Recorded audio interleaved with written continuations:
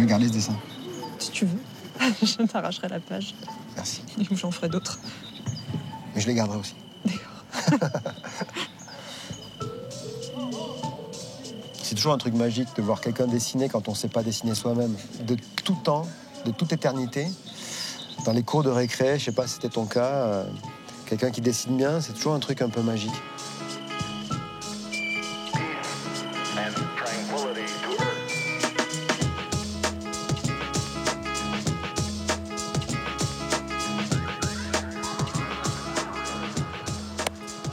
Bonjour, je m'appelle Marc Équessol et je suis scénariste de bande dessinée.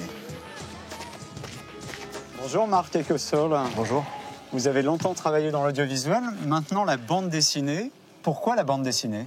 La bande dessinée, en France aujourd'hui, c'est un endroit où il y a beaucoup de liberté, beaucoup de créativité et ça me permet de faire un peu ce que j'ai eu du mal à faire dans l'audiovisuel pendant des années. Et là, vous proposez un album d'aventure qui se passe dans la Grèce antique, l'histoire d'un jeune pêcheur qui rêve de refaire les exploits d'Achille. Initialement, c'était une envie sensuelle un peu de montrer cette lumière et de faire une histoire un peu contemplative. Et finalement, c'est une histoire au contraire pleine de péripéties d'un jeune homme exalté qui a un héros et qui veut rentrer dans l'histoire. Un peu comme nous aujourd'hui, on a des héros, mais il n'y a aucune raison de penser qu'à l'Antiquité, à cette période-là, les gens, les individus n'avaient pas aussi des héros et des envies de devenir héroïques.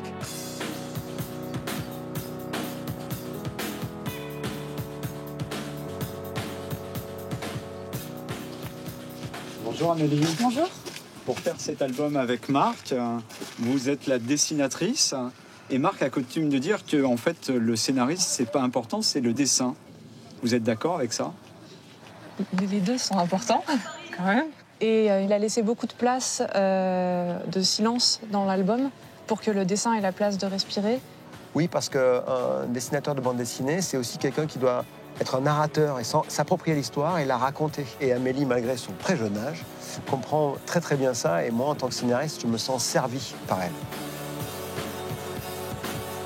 On était d'accord qu'on voulait de la texture, de la matière et que l'album soit poussiéreux, que l'album ressorte la manière dont vivent les gens à cette époque et pas faire quelque chose de lisse ou d'imaginer, de rêver vraiment quelque chose qu'on pourrait se sentir et qu'on aurait l'impression que l'album est rugueux entre les mains.